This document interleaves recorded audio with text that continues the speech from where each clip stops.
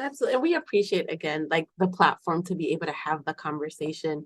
And I think so much of what we talk about is that unless it's your lived experience, you don't understand the value, right? And that's a lot of the times when we have women connect with us, like Sony's saying, it's just like creating that space for them to be themselves and to you, not to explain if you want to, but you don't have to explain into detail because we get it. Like we understand. Sony's like, oh, with my brother, my mother was just on the phone about like X, Y, and Z. We all carry these I'm at levels. my mother's house and I realized I didn't have a backdrop. I'm like, oh, she got clothes hanging in the background. All these hats that we wear, all these levels of responsibility, and all of us, like Amelia right in the beginning, it doesn't matter different culture, ethnicity, age, the time that we did it. When we sit at the table, we're like, oh, I feel the same exact way, and that creates a level of support that I think a lot of us don't get to have outside of in the workspace, right? The workspace, if you're around people that are all men or of different economic status or not first gen, they look at you like you don't know this, and all of that. But going back to the growth, the Fearless Growth and Development Institute, um, it started technically with my doctoral research. I got the opportunity of connecting with women across the United States and asking questions. My focus is on holistic professional career development and the impact on our career trajectories. And I got such great feedback, but one of specifically a question that I asked the woman was, what was their professional identity? And women that had been in the field for 20, 30 years couldn't answer that because we all end up in helping field a lot of the time, right? And even if you're in business, which is not a helping field, but we're in business in order to help our community, to help our people, to get money in order to be able to make certain shifts. So I had a lot of conversation with our board of what I found to be needs from the research and creating a space where we were able to kind of still be grounded in our pillars of our organization, that emotional wellness, professional development, and financial wellness.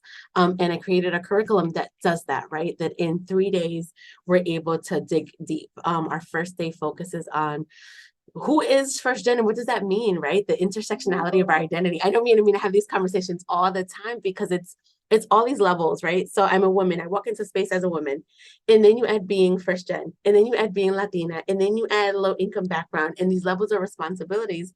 I can't navigate the same way, but we can say that for each of us, right? If you add being a mother, being a sister, having these levels of responsibility, but our identity is something so important because it impacts how we lead, our decision making, and all of that. And I think that we all talk about using that as a space of strength. So, we focus day one on who we are and what does that look like because it impacts everything. I walk, especially now, I always say that I wish Pulaska now at 37 knew Pulaska at 25, right? Because I walk into spaces very differently because I'm so much more comfortable in who I am. You go get all of Pulaska in every space and it's gone. But I want women to feel like that, right? We talk about the women being grounded in who we are. So we focus on that day one. We focus on emotional wellness, carrying guilt, stress.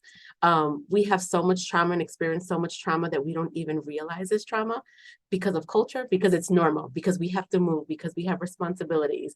Our last retreat, we focus on rest because it's something that is taboo.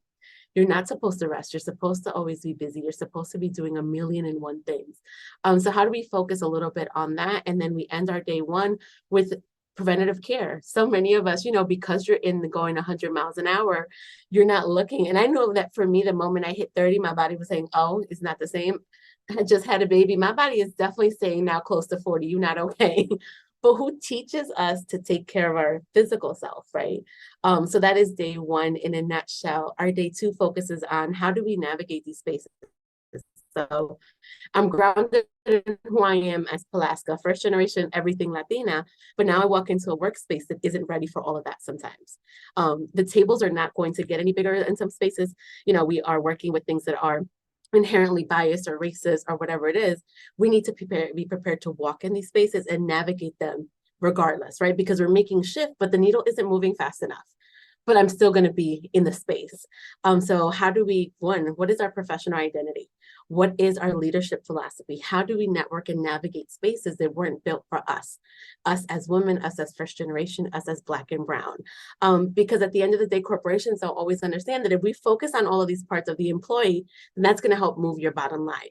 If you're in a space that you are supported, all of you supported, you're going to work differently. If we get to acknowledge what our leadership styles and all of that is.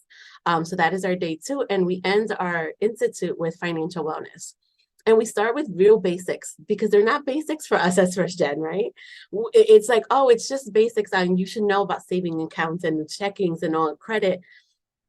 I know the basics of the basics, but I always share that my mom had sobrecitos, little envelope, and that was her saving method. My mom's retirement plan is me. My mom's person for everything is me. So she did not have the ability to teach. And now we're in different tax brackets, right? Or we now have retirement plans through our employers, but we don't know what that means. So we focus on the basics that are not so basics and how do we start preparing for retirement, and doing a lot of goal setting. So the whole institute is very action driven. Our sessions are not like we have 3 sessions a day and it's a long day because our sessions are an hour and a half to 2 hours because we're going to talk about it, but we're going to start doing the work. Because a lot of the time we sit in spaces and we hear about it and this is something I should do, but we don't take the time to actually do the work. So we have phenomenal facilitators coming in, all experts in their own space. Most of them, all of them are first generation, all women, all women of color, with different identities that is part of their lived experience. So we're going to have them share a little bit of their story, their expertise, and help us take that first step into doing what we need to. So we're very, very excited and proud of the Institute because we know it's something that we have not seen out there. That was part of us creating it, of making sure that we provide women with this holistic approach in professional development. And then those that are the need continuing ed credits. We're grateful that through Georgian Court University, they will be able to earn continuing ed credits. But it's 3 days that build on each other. But we do have women that unfortunately do not have either the support or the time from their employers. So you're able to attend one day, and that one day is still going to be impactful, right? Each day stands alone, but there's great transformation and power in attending all 3 days. But I think that's kind of the short, long version of what it is. I don't know if I'm missing anything, Amin or Sonia, of all 3 days. Something I'm forgetting. What are the details? So maybe, if our audience wants to attend, the date and location.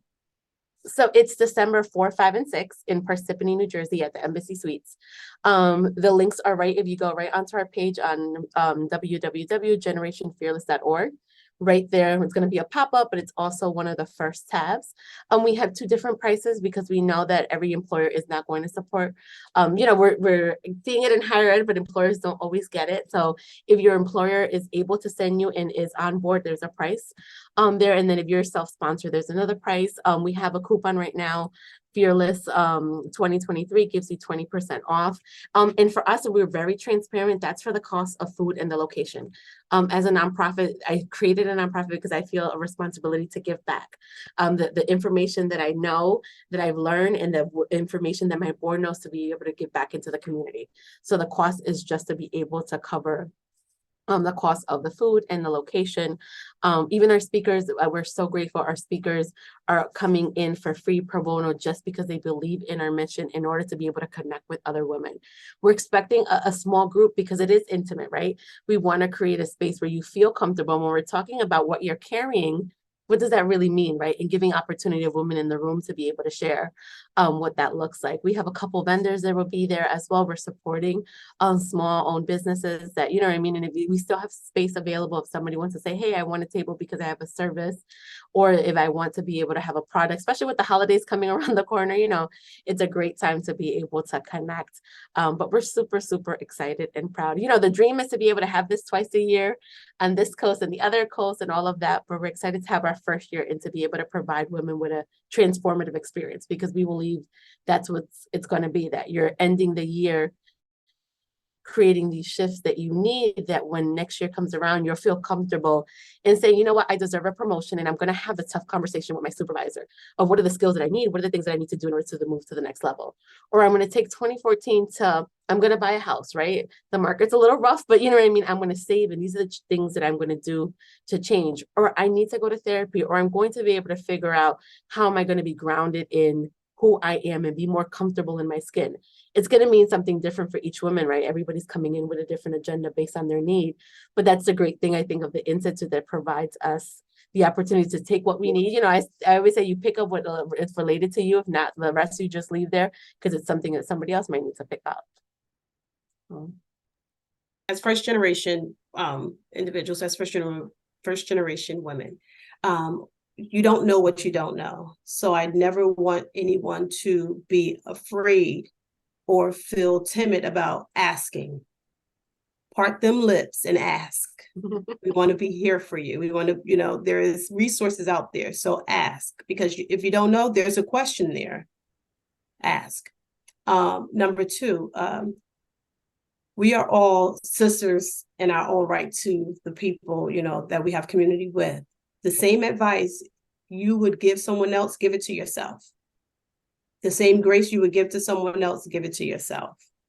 And last, come be a part of Generation Fearless. Be it attending our institute, we would love to have you. Be it as a contributor, as a partner, we would love to have you. Be it as a partner, as one who wants to be a part of our Fearless Conversations. We invite you to be a part of Generation Fearless. Awesome. I know I'm part of Generation Fearless now. Like this is my first day. We're glad to have you. Absolutely. Yes, I love it. Thank you so much for, creating this with me, wanting to be on here and speak to my audience. And I'm excited about the event. And I invite anyone who's listening and watching right now to really attend to this event, because it's going to be impactful. It's going to be a community. And I love communities. I love creating communities. I feel like we're stronger in community. We heal in community. And it's so important to really uplift each other and see like, oh, I'm not the only one that is going through that. I'm not the only one who's thinking that, And so I feel like there's so much power in that. So thank you, ladies, for having this conversation with me. And thank you, everyone, for listening. Thank you for having us. Thank you.